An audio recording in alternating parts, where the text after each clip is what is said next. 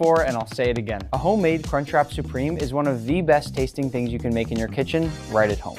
That I'll go into a pan over medium-high with a bit of oil, then into the pan with my beef, and I'll spread it all out, leaving some space in between so it can get nice and crispy while I come on over here to chop up my onion. I'll slice this in half, then chop it all up into nice small and even pieces, and I'm even going to run my knife through there a couple more times just to make sure no large onion chunks exist. And once that's fully chopped, I'll move on over to my jalapenos. But don't throw away this juice. There's lots of flavor in here, and we're going to use it. I'm going to chop my jalapeno up to about the same size as my onion, and once they look similar, I'm going to go check on my beef, make sure we got some nice browning happening on the bottom here, and after checking that we got some nice flavor and some good browning on the bottom, I can add in my onion and my chopped jalapenos. Once that's in, I'll hit it with some salt. That's going to start drawing out that moisture and flavor from those onions, and then we'll stir things around for a few minutes to break up all that beef and also soften the onion in the process. Remember, since all of this is going to be the filling of a Crunchwrap, we can't have any pieces of beef that are too large. You'll want to make sure they're in nice small chunks. It's perfectly okay for them to have some texture, but you do want them to be pretty small. Once all that beef is broken up, I'm going to grab a few spices. These are the ones I picked out, but you can certainly use your own spice blend if you want. And I'm going to season this with some smoked paprika, a little bit of garlic powder, some nice ground cumin. That's one of the spices that's going to give our beef that classic taco night flavor and smell here. A little bit of chili powder, and to finish, some fresh cracked black pepper. Once again, I'll stir this around to fully combine and toast off some of those spices. But then before they burn, grab that jalapeno liquid and a little bit of extra water, and together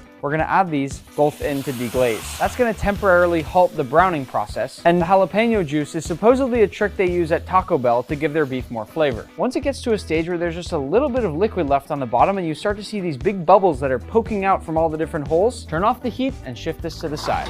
Now that we've finished making our beef, we're going to make a few tostadas, and what that means is that we're going to fry off a couple of corn tortillas. To do that, I'm going to add a nice layer of oil into the bottom of a pan, and once the oil begins to shimmer and that gets nice and hot, I'll add in my corn tortillas one at a time, and then just use whatever utensils you have in your kitchen to keep it as flat as possible while it cooks. Once you feel that it's fully fried and crispy, go ahead and set it off to the side, where you'll want to hit it immediately with a pinch of salt. While I repeat this process with the rest of my tortillas, I like to play a little game to see which one I can get to be the flattest. I don't think that one's going to win, but this one right here might. That is a very flat tostada. Although I do have one more chance. See how much better they got as we kept cooking? It's fun to play little mini games while you cook. With this last sprinkle of salt, our tostadas are done. To make our cheese sauce, we're going to keep it simple. It's not going to be as easy as going into the supermarket and buying a cheese sauce, but this will only take us just a few minutes. I'll start by grating up some cheddar cheese and then unwrapping a few slices of this classic American cheese. I still can't believe that this is actually cheese. Cheese should not do this.